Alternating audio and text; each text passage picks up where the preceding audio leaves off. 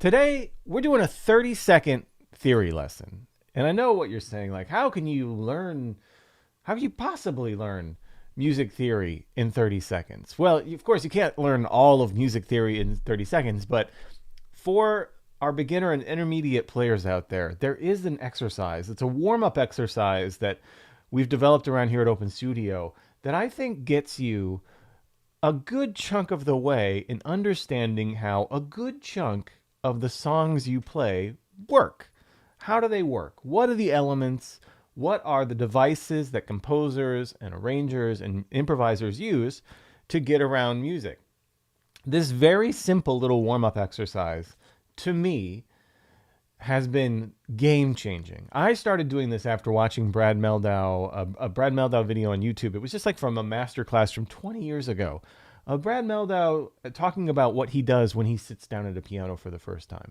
And he talked about how he just picks a key and then he practices getting to various places in the key, right? So I'm going to head to the 4 and then I'm going to go back to the 1,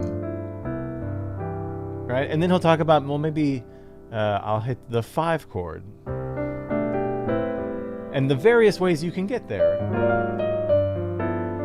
And then back to the 1, and then he would modulate through other keys, which is a great way to do it. But I just wanted to focus on that one thing. What if we just had a way to practice all of the important landmarks in a key that a song might be in, and all the different ways to do that? And that's where we came up with our 30-second theory practice warm-up. We call it the standard around here. It is anything but standard. Let's take a look at how this session is going to play out. So we're going to talk about the standard and what it is, right? And how we can use the things we already know to practice music theory in various ways and in all 12 keys. We're going to talk about a few different chord forms that I think are really important for different kinds of voice leading. Drop 2, drop 3, and the mu/mu voicing. And then we're going to start pulling back the circle of fifths, meaning that we are going to add complexity to the pathways that we build. I like to think about it like this. We have landmarks in music, right? These pillars that we can see, that we can hear are part of the key. It's all of the chords in the key. And then we have pathways to get to the landmarks. And those pathways can be different directions. You can come at a landmark from many different directions, and you can take different routes between the same two landmarks, right? There are many ways to get to your destination. That's what this session to me is all about. So don't forget to download the PDF. It is right there in the description. You don't want to miss it. That is the PDF from last week, but it's still a PDF, dang it. You can get the one that's relevant to this week's. I know Sam put it in there, so you can get it there. And before we get going, don't forget to like and subscribe as it helps the channel. Okay, enough. Here we go. So the first thing I want to talk about is just a little bit, get out of the way, the 3 different chord structures that we're going to be talking about. Because this really isn't the lesson, but this is important and relevant to what we're going to be working on, because these represent different kinds of voice leading. I really just want to talk about what we call them and how you can think about them. The first one is drop 2. Now, a drop 2 voicing, which you've probably heard of if you're on any kind of music theory YouTube algorithm, right? If we have this 4-note chord, 1, 2, 3, 4, and we take the second note from the top and we move it down an octave, that's called drop 2. It doesn't matter what the notes are. It's just, it could be any 4 notes. If they are aligned here in a close voicing, if you want to open it up, take the second note from the top, move it down an octave. I like to use 3 notes in my left and 1 note in my right for various reasons, which we'll talk about and demonstrate later. But that's drop 2. Drop 3 is exactly the same, except for dropping the second note from the top, we drop the 3rd note from the top. So in this case, E, right? So here's a C7 voicing in just a regular stack, right? Here's drop 2, and here's drop 3. Now drop 4 would just be this with an octave below the C, but that's just a C7 still, right? Just with the octave dropped, with the root dropped. The third one is a little bit more interesting, a little bit more modern. It comes from The nomenclature that the band Steely Dan uses for this chord, the C2 chord, also known as the C add 9. It's a C major triad, just adding the second note here, the D. And then at Open Studio, we use what we call the mu chord. It's this inversion, and it's basically a drop 2 version of this, right? Where you take the second note from the top and you put it in the bass. So you have the C2 over E. So these are really the 3 main voicing styles we are going to use. And that's it for that. That's all you need to know. We're going to use drop 2, drop 3, and the mu voicings. Okay. So from here, we can look at our diatonic sevenths. Now remember how I said that every song has a bunch of landmarks, right? So our theory lesson starts with the landmarks. These are the landmarks. We're going to use some 7th chords in the key of C. We're going to start with these drop 2 voicings. And notice that we have just a C major 7, right? If we take that C on the bottom, we put it up an octave. Oh, voila, that's the second note from the top. That's how we know it's drop 2. Now we just move this shape up the white keys, and you get all of the 7th chords that are diatonic in the key of C, meaning that they only use the notes from the C major scale, right? These are the chords that are built using the C major scale only. You have the C major 7, that is the 1 chord. You've got the D minor 7, that's called the 2 chord, right? Why? Because 1, 2. The E minor 7 is, you guessed it, the 3 chord. The F major 7 is the 4 chord. That G7 is our only dominant chord. It's the only one with a major 3rd and a minor 7th. It's a G7, it's the 5 chord, very important. The A minor 7 is the 6 chord. It's also known as the relative minor, has a lot in common with the 1 C. The 7th chord is a B minor 7 flat 5. That's one that we're going to be kind of skipping over today because it has more of a complicated relationship with what we call tonicization. And we're back at the 1. Bam, bam, bam, bam, bam, bam, bam, bam. Right, so this is the pillar, right? And now we begin with our 30 seconds of music theory greatness. So here's what we do with these pillars. Now notice that every other chord here are the pillar chords, right? If we skip a chord, we've got C major, D minor, E minor 7, F major, G7, A minor, and C. Now remember, we said we want to work on different pathways to these pillars. Now here's where your afternoon goes from good to great, because we can do an entire music theory lesson where we're working on these pathways within this one 4-bar phrase. This is why it's just the perfect little 30-second exercise to help you understand how music works. And to demonstrate that a little bit visually, I put the circle of fifths up here, because notice that, we're heading to a D minor 7 on beat 3 there. The 3rd chord is D minor 7, right? That's our 2 chord. And how do we get there? We go 1 click over on that circle to an A chord, an A dominant 7th, right? That's called the secondary dominant. And that gets us to our D minor 7. And the same thing, look at that. The B is 1 click down from the E. And it's a dominant 7th chord. That's called the secondary dominant. Now, a secondary dominant must have notes that aren't in the key, right? So you're going to notice on all the secondary dominants, there's a sharp or a flat. On all of the diatonic chords, there's no sharps or flats, only naturals here in the key of C, because they're in the key of C, and the secondary dominants are not part of the key. There's a C sharp here. That's not part of C major. That's why they're secondary dominants, right?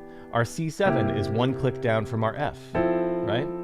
Our D7 is 1 click down from our G. We're just kind of backing up the circle here to approach, and we're going to skip over the 7th, the B minor 7 flat 5. Like I said, more complicated chord. And we get there. This is where we start. Shall we try? These aren't meant to be listened to. These are meant to be played. So let's play them. 1, 2, 3, and...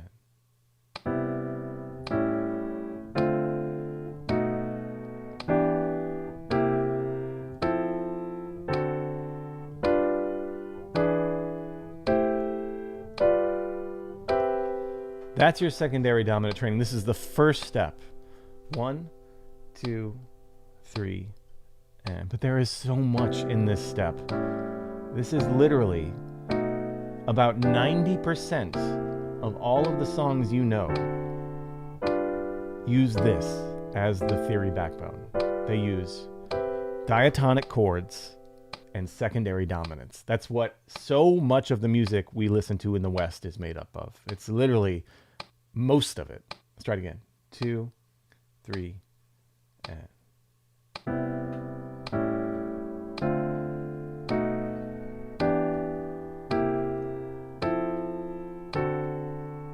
And it can all be done in this one little warm-up exercise. Isn't that so cool? I just think that's so special to be able to do that. Now let's look at a couple of different ways we can work on that even more. So we talked about drop 2. So we're going to do the same chords, right? Those same diatonic chords in the key of C, but we're going to approach them now from a secondary dominant with the third of that secondary dominant in the bass. This gives us a beautiful chromatic movement. So this is an A7 and it's a drop 2 chord with a C sharp, excuse me, with a C sharp in the bass. This is also an incredible way. Holy cow. I think I swallowed a fly. I'm not kidding. First time ever on a live I've swallowed a fly. Woo! That fly is going to have so much music theory as it's going down there. Okay. We can use this beautiful shape, this drop 2 shape, to go up chromatically in the bass movement. Let's try it. 1, 2, 3, and damn.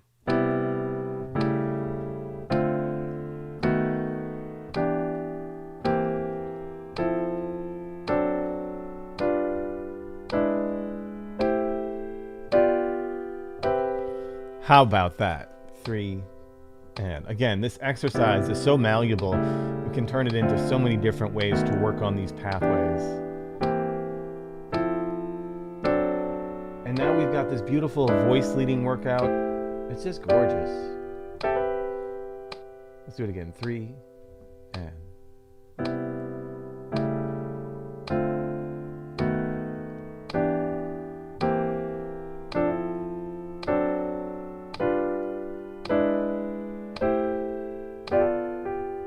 One more time. 2, 3, and.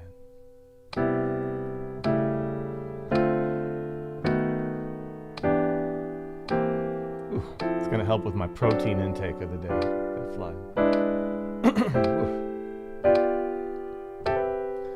So that's our drop 2 version. Again, just using the pillars, the landmarks, right? Our chords that are part of C, and then what we call secondary dominants, which are just the very first pathway that we can use. So that is our drop 2 version. What about some drop 3 work? It's the same exercise, right? This 30-second exercise that we can practice theory with. Again, thinking about the great pianist Brad Mehldau and how he sits down at a piano and the first thing he does is practice going to the landmark chords in every key and different ways to get there. That's what these little exercises do. Let's try the drop 3 version. 1, 2, 3, and.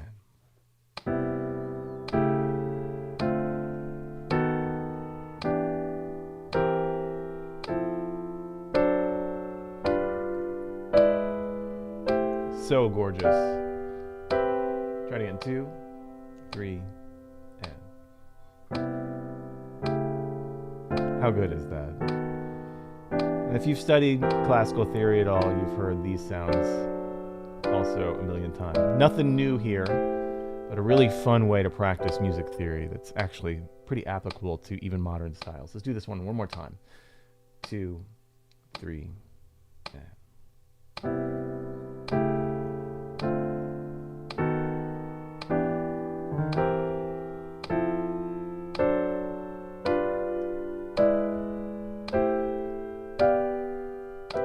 So we've done our regular kind of root position, secondary dominant warm up. We've done drop 2 and we've done drop 3. And if you took just those, even just one of those through all 12 keys, think about how much more you'd have an understanding of how those keys work. You would understand all of the landmark chords that are available in those keys. And then you'd understand the secondary dominants. And when you do that, I want you to look through the songs you play and see if you can identify the diatonic chords in that song, so the chords that are part of the key, and then the secondary dominants. There are some other things that can happen. There are modulations and modal interchange and stuff like that. That's a little more rare, but like 85, 90, sometimes 95% of a song, sometimes 100% of a song are just these things, right? Just these devices. And the more ways we have to work with them, the easier it gets to not only understand music, but to actually play music in a way that feels comfortable and that you understand how these voice leadings principles are moving. Let's get to a little bit more of the modern structure here. This is the mu variation. So here we have this, it's still an A chord, right? We're still clicking over one on that circle of fifths, but it's the mu variation where we've got that A triad with that 2 added heading here. Woo! This is the best. Oh, that should be D sharp. Apologize there.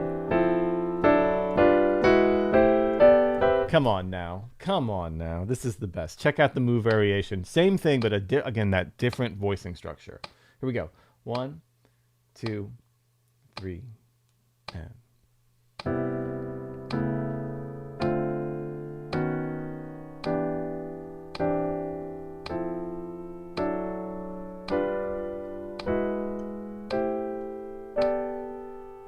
Try it again. 2, 3, and. How beautiful.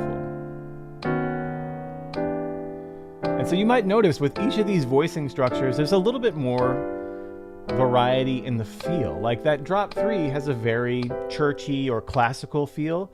This definitely has more of like a smooth kind of feel. Something that maybe Brad Meldau or Robert Glasper would play, you know?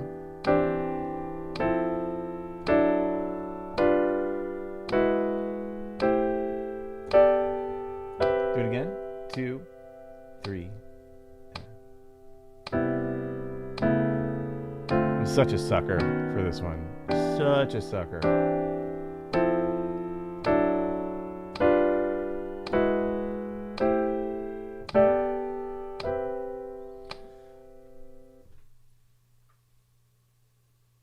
There's the mu. There it is. That's so good. It's so good. Okay.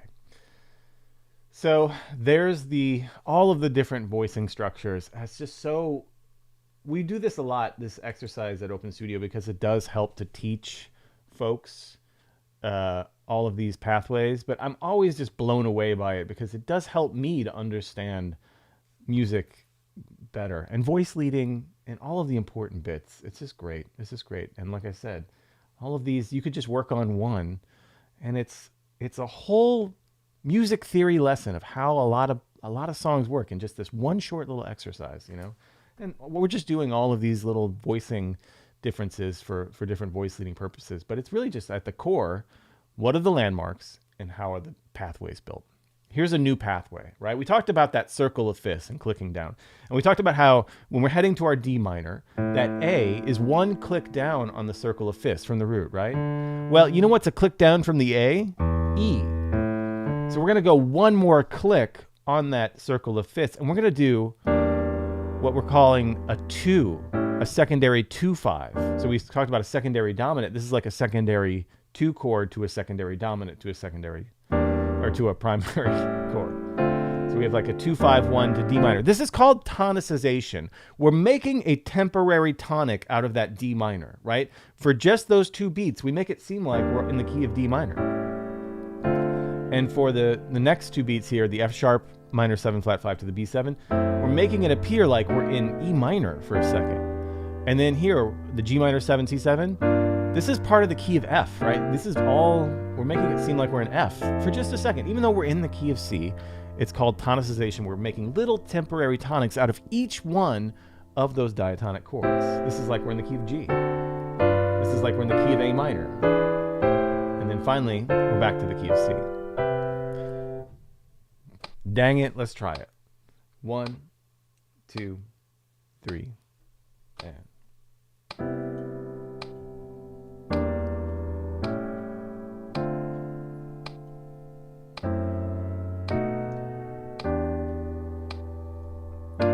Again, thinking about hitting these landmarks, right? Beat 1 of every bar is a diatonic chord in the key of C. It's a landmark chord in the key of C. And then these little pathways that we're building, these are what composers and arrangers use to get to those landmarks. Let's try it again. Here we go. 1, 2, 3, and.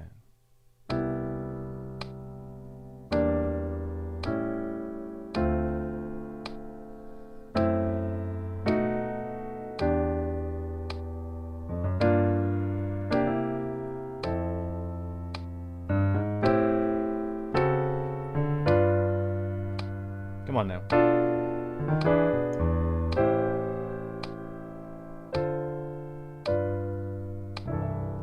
Okay, check it out here. So Zevel has a Zevel Gamer has a great question. Why not G minor 7 flat 5 and A minor 7 flat 5 and D minor 7 flat 5? So that's a great question. So you might notice some of the quote unquote 2 chords are minor 7 flat 5s, and some of the 2 chords are just minor 7s. Does anybody notice a pattern here? So you might notice that the chords that have the minor 7 flat 5, they're heading to a target of a minor chord, right? So that E minor 7 flat 5 to A7 is all heading to D minor 7. However, the G minor 7 to C7 is heading to F major. The A minor 7 to D7 is heading to a G7, which has a major third, right? However, the B minor 7 flat 5 to E7, that's heading to A minor. So we're using the minor 7 flat 5 going to the minor chords, and we're using the regular minor 7 going to the major chords. Because that minor 7 flat 5, it strongly implies a minor tonality, whereas that that regular minor 7 implies a major tonality. That's the difference. Let's do this one more time. 1, 2, 3, and.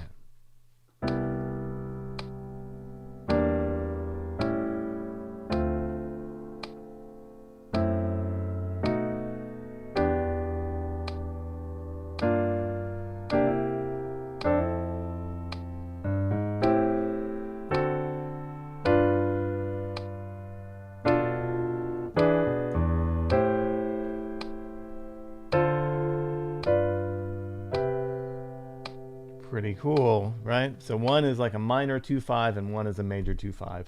Again, depending on the chords we're going. And then I just want to reiterate, every one of those target chords, every one of those half note chords that are on beat 1, those are the diatonic 7th chords that we started with in the key of C. You know what I'm saying? Okay, let's do some more drop 2 work here. Same thing. Now notice we're gonna spice this up. So we've got our C major, right? We're going to do some drop 2 voicings. These are the same ones. I'm going to add a little pedal tone here on all of it. So it's E minor 7 over A, right? It's E minor 7 over A. And then we're going to hold these outside notes. We're going to really get our voice leading game on here. Check this out. We're going to start sounding a little bit like Keith Jarrett with this, and a little bit like Herbie Hancock with this, and a little bit like Bill Evans, honestly. All those incredible players have these sort of inner voice movements. But I want you to take the mystery out of the inner voice movement. These are the same pathways we've been doing. We're just going to use now our minor 2-5. We're going to put a little pedal tone over that so that it's over the A the whole time. But notice that that's our E minor 7 flat 5, and that's our A7. Yeah, like Barry Harris, someone says. That's right. Let's try this. 2, 3, and.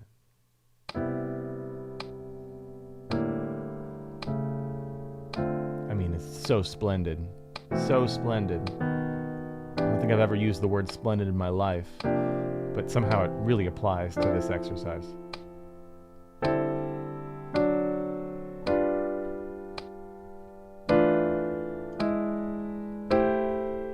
I mean, check that out. Try it again. 3, 4.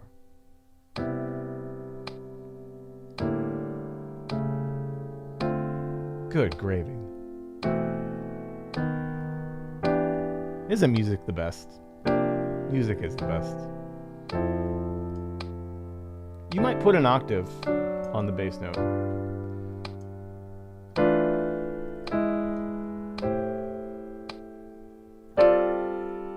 But I want you to recognize these are the same pathways we've just built. 3 again.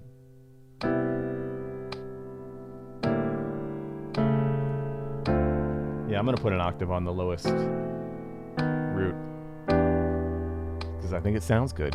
Sometimes we do things because we think they sound good, and that's not just a good enough reason, literally the best reason to do something.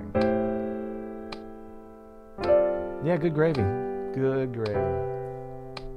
I am a Midwestern dad at my core. Here we go. Same thing, but drop 3. And we're going to keep our excuse me, we're going to keep our pedal here on our 2 chord. But I wanted to show you that it's still just a 2 chord with an A on the bottom. So we have the same pathway, but now we've got this big 6th in the middle. Let's try it. 1, 2, 3, and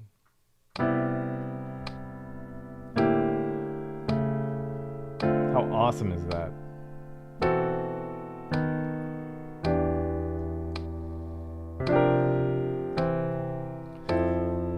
Woof! That was wrong.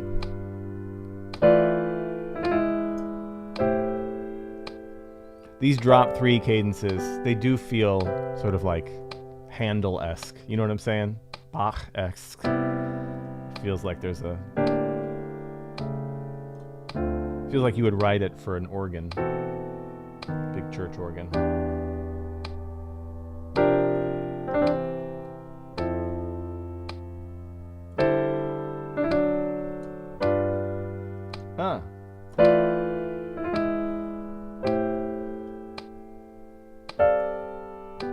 But don't sleep on these. Even in your contemporary playing, even in your jazz playing, those are absolutely terrific in drop 3. Okay. One more here for our session. Thank you so much for joining us. Again, actually, just real quick before we do our last one, just want to remind you that we do have a PDF, and you're going to want to download that PDF there. And also, like and subscribe. If you've been digging this session, we do this every Friday at 11 a.m. Eastern. We're live, and then this will stay up indefinitely here. So make sure to like it to spread the word. Okay, back to it. Paul says, drop 3 reminding me of Barry Manilow. I'm going to let that slide, Paul, but it's probably true. Zevel Gamer says, I'm not sure G7 to B minor 7 flat 5 works. I mean, this is jazz, but still. I don't know. I'm not really sure which one you're talking about, but okay. Oh, you're talking about, yeah, it's not about a chord progression. So we're not writing a tune here. This is just an exercise, Zevel Gamer. Yeah, we're just trying to get through to all the relevant pathways. Let's check out our Mu version. You ready for this one? I don't know if you are. So remember we've had our A2, right? Our A Mu. What if we added a Mu shape here just below it? This is like a G2 over B. But we're going to put an E way down here, almost like a little 2-5. And put an A in the bass, right? So this is like, it's like a Mu on top of a root. Check that out. You know what I'm saying? This is too good. This is my favorite here. Last one of the day. Thank you for joining me. Let's do it. 1, 2, 3, and.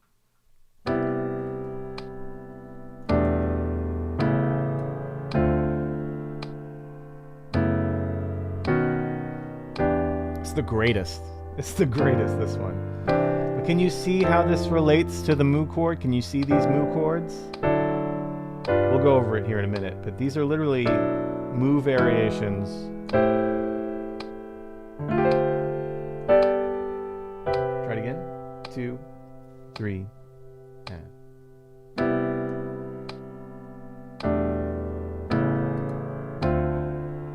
Come on. Get this together in all 12 keys, and you will have just beautiful chord movements on all your 2-5 that sound modern and fresh. It's really good.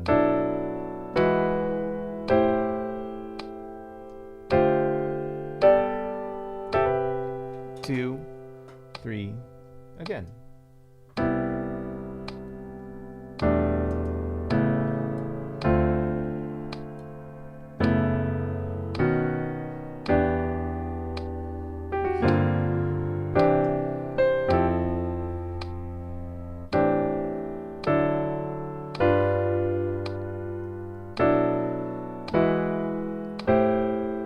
So good. So again, check this out. So if we look at the top 4 notes of all these chords on the pathways, the quarter note chords. So our E minor 11, that's actually like a G add 2 over B, and then we put that E in the bass and it becomes an E minor 11. That A2, right, that's another Open Studio Mu chord. That's like the A add 2 with C sharp in the bass, but then we put A way down low. We just do that on all of those. It's really just... right, but we're putting this bass note on there to make it like a 2-5. So good. I'm a sucker for that one. All right, how great is that? Thank you for being here. I will take any questions from the live chat that you have. Super fun, y'all. Super, super fun. So Hazel says, so how do we apply these chords to standards? You mean instead of playing basic positions? So this isn't like substitutions, Hazel. This is how the songs you already play, this is how they work, right? This is a way to practice music in a way where you can apply, like you can go through any of your songs, and I think you were, you can apply this to, apply this to any song that you already play. And why is this like this? And you can see how this works in relation to the songs. We're just practicing here the 3 different voicing structures, right? You got the regular sort of standard structure, or just kind of root position-y structure, and then you got drop 2, drop 3, and the mu, right? And so different ways to practice secondary dominants to the diatonic 7th chords, right? As we said at the beginning of the video, it's all about the landmark chords and then the pathways to get there. If you practice those pathways, right? If you have some knowledge of how to get to those landmarks, it makes it easy. And then you can recognize in every song you play, like,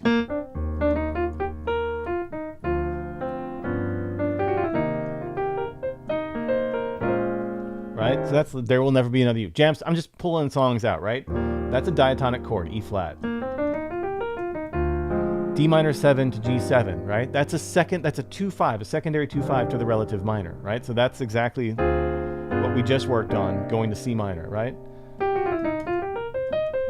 B flat minor 7, E flat to A flat. So that's the 4 chord. A flat is the 4 chord. The B flat minor 7, E flat is a secondary 2-5 going to that 4 chord. You know what I mean? Like, it's exactly what we just practiced in this exercise. You can take it through any tune and see how this works. Like, most of the tunes we play are diatonic chords and the secondary dominant pathways that composers build to get there.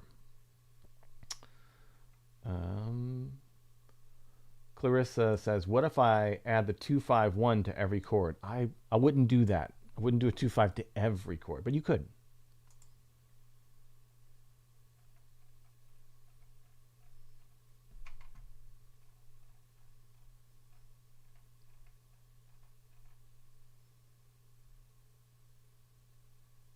Yeah, Tal, this will be up for a long time. Yeah. Yeah, John says, the less you have to think, the more you can think of higher level things like composition on the spot. And that's exactly what these sorts of ways to think. I think this is why people like Brad Meldau, when he talks about, I sit down at a piano and I practice kind of the key, right? And the different ways to get to the main pillars of the key. Because then you're not like, they're not just chords one after the other in a vacuum that their own thing. These are connected as a pathway to here. You know what I'm saying? Like, it's all just different. And then once you kind of get into like tritone subs and the different dominant pathways too, and you just have those ingrained, you're just playing the tune. You're not thinking about anything. Those are all just like systems that are being worked. You know what I mean?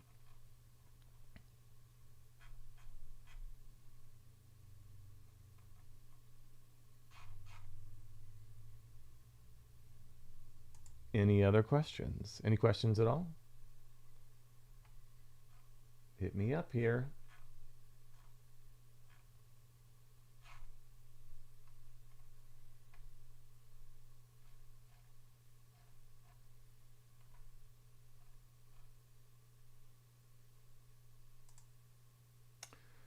Okay, Alec has a great question up here. Hold on, let me see if I can find it.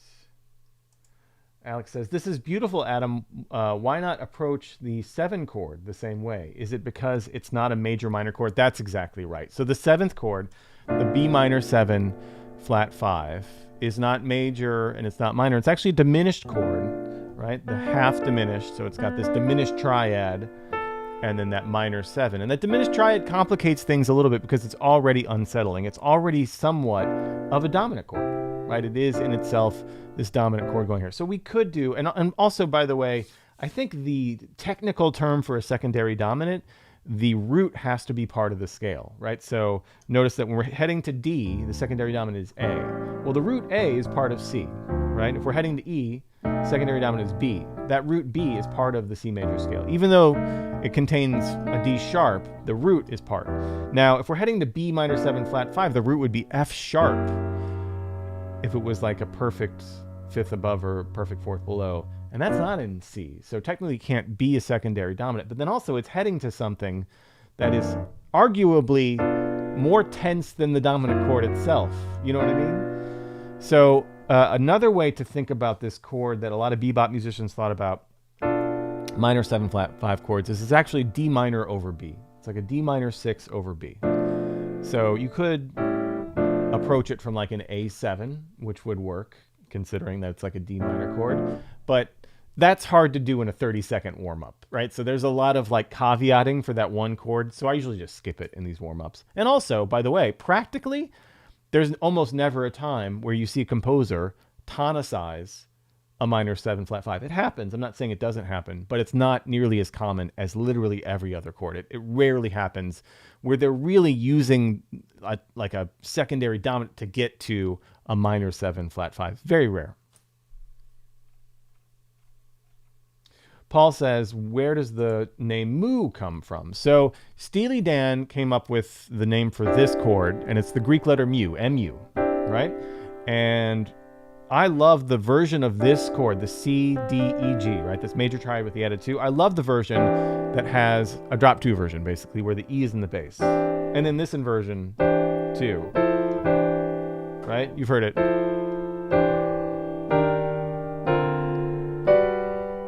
That sound. So I had been teaching this chord here on Open Studio, on the YouTube channel and in Open Studio proper for like a year, calling it the mu, right? Because it's just this, but with the E in the bass. But then someone pointed out that in some Steely Dan fake book or an interview or somewhere, Donald Fagen himself said, talked about the mu chord and the origins of it. And he said, in order for it to be a mu in their eyes, the second and the third have to be within a step of each other. They have to be within a whole step. So technically, with the third and the bass, it's not the case. So people were pointing it out that it's not technically a mu and being very passionate about that. And so I was like, well, if Steely Dan get to make up a name for a chord, the mu, then we'll just call it the Open Studio Mu, because it's what people were calling it kind of anyway. So we just call it the Mu, this version. Yeah, it's dumb, but everything is dumb. And people are always like, you can't make up a name of a chord. All names of the chord have been made up at one time or another. All words were just made up by humans trying to communicate things. Danny, you can just ask a question here in the chat. Jangelo says, what do I need to have worked on as a beginner to start taking lessons from a jazz teacher? Really nothing, Jangelo, depending on the kind of teacher that you study with. It would be great to know middle C and where the names of the note on the keyboard. It would be great to know your major scales in all 12 keys. And that's pretty easy to figure out. If you can do major scales in all 12 keys, I would say 2 octaves up and down, both hands, you would have enough information, I think, to definitely start learning some jazz. Probably don't even need all that, but that would be very helpful to have the technique to be able to do that, and to understand how scales work would really be helpful.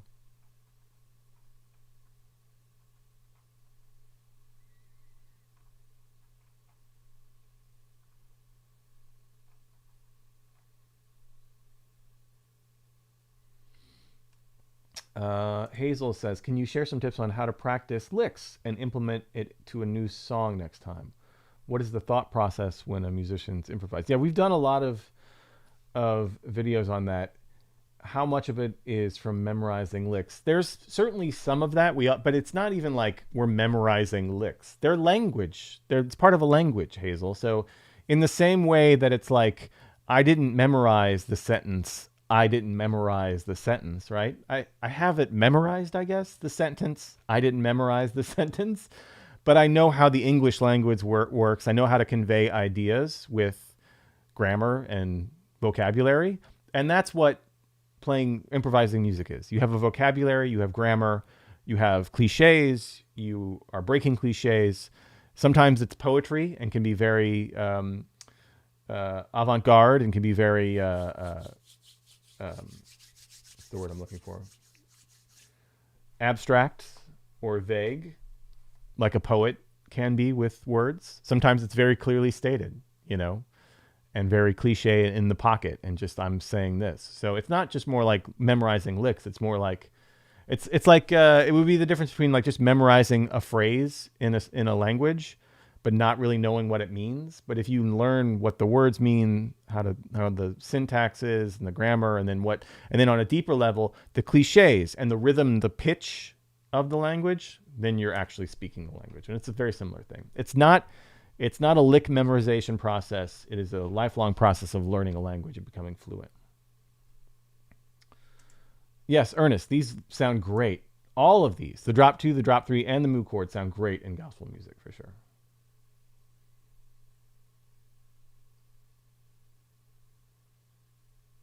Bethany says, so could you please do something on rhythm and or feel? You were saying last week that they are top importance. Yeah, they're also the hardest to teach. Rhythm and feel are the hardest to teach.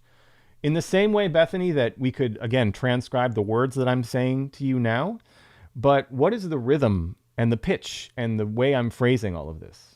Is there a way to read that rhythm and where I'm putting pauses that's accurate? You know what I mean? Or is it better if you wanted to speak exactly like me and learn how a fluent English speaker speaks? You just have to listen to it and immerse yourself in it.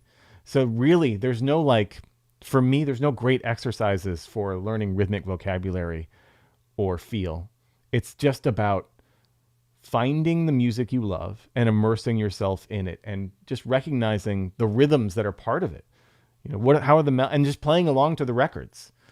In the same way that if you wanted to learn French, you'd be better off moving to Paris and just speaking French all day, every day, and listening to native speakers speak it. And of course, you want to study the grammar. That's what we're doing here with like how harmony works and how melody works and all of the things we can do. But for rhythm and feel, there's no getting around the fact that you have to listen and immerse yourself in the listening. There's no shortcut. And there's almost nothing to practice. I mean, there's something you could practice. You could practice your time, which we could certainly work on. But for the important bits, how things feel and the rhythmic vocabulary, I don't know my own rhythmic vocabulary. Like I don't have it is the music of Thelonious Monk and of Herbie Hancock and of McCoy Tyner and of Hall & Oates and of Prince and of Michael Jackson and of all the Stevie Wonder and all the music that I've listened to my whole life. But I couldn't write out all the rhythms that I love. You know what I mean? And I've never practiced them like that. It's just, I've immersed myself in the music, and that's what all the great players do. Listen, play along with records, so on and so forth. Bethany says, I'm a clunky person. I need instructions. I'm not sure I'm hearing the right details. There's no right or wrong. Just listen. There's no like, I got to pay attention either. Live a musical life, Bethany. Like surround yourself with music you love. Sing music you love. Like literally sing along to things. Play the piano. Like I always say this too. Like if you want to learn feel and rhythm, learn the music that you love. What's the most played thing on your Apple Music or Spotify or your CD collection right now? Do you know any of the songs on that album? Can you play them? Can you play along with the record? If you can't, start there, right? Why don't you know how to play your favorite songs? You know what I mean? Go learn how to play your favorite music and you'll get better.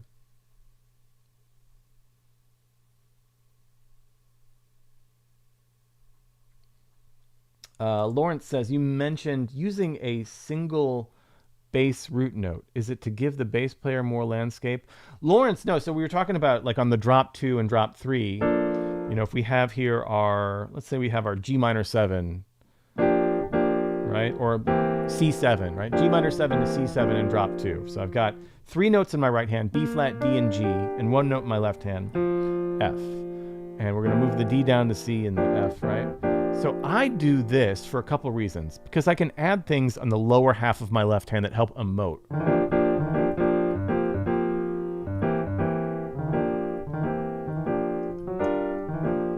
You can do 2 and 2 as well, and I do sometimes, depending on the situation. But I like the 3 and 1 because I can do like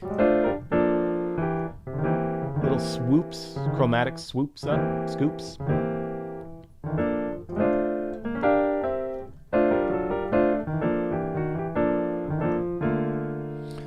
That's a big time. And then if I want to add roots, I can add roots because I've got my whole left hand here. So these are just drop 2 voicings, and I'm putting the root down here. And then also, if I want to be rhythmic about it, that's, again, the roots down at the bottom of my left hand, but I'm using kind of as ghost notes, like a guitar player would use like a muted note.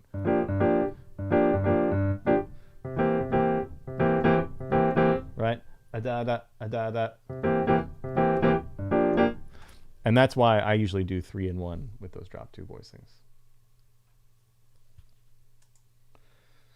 Ismail says, this reminds me of Mono Neon's transcription of spoken voice. I mean, there's so much use in doing that. Think about how musical those transcriptions that Mono Neon does of the voice. It's so good.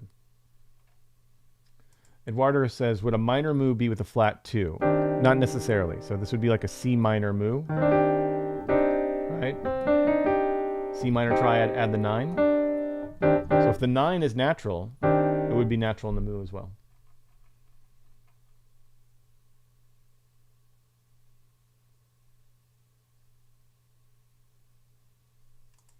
Okay, I'm going to try to handle this one. How do you call the diminished chord with a major 7 when you start inverting its bottom 3 notes and keeping the 4th interval on top? I call them altered diminished to my students. I don't know if that's wrong. I don't know if there's a term for that.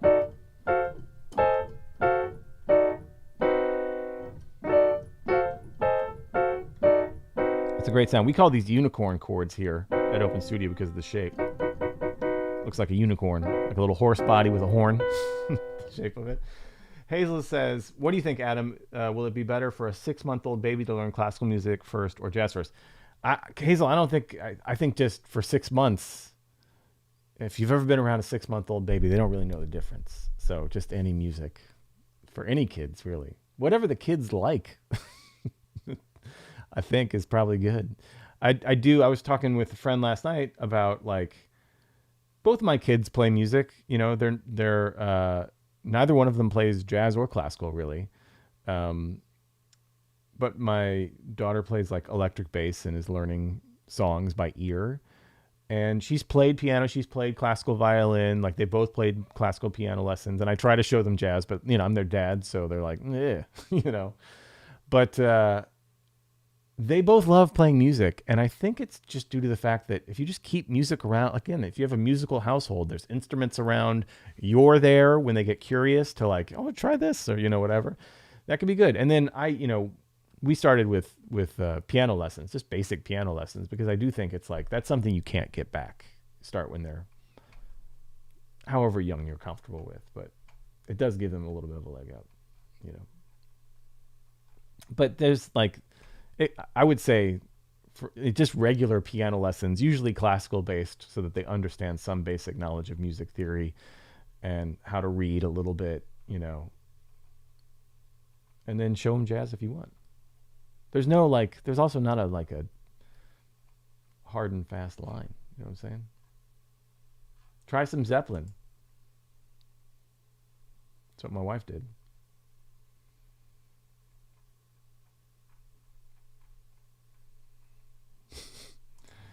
Unicorn, isn't it? I love it. Danny says, can you play a B major 13 to a C. Sure feels like it can. Sure sounds good.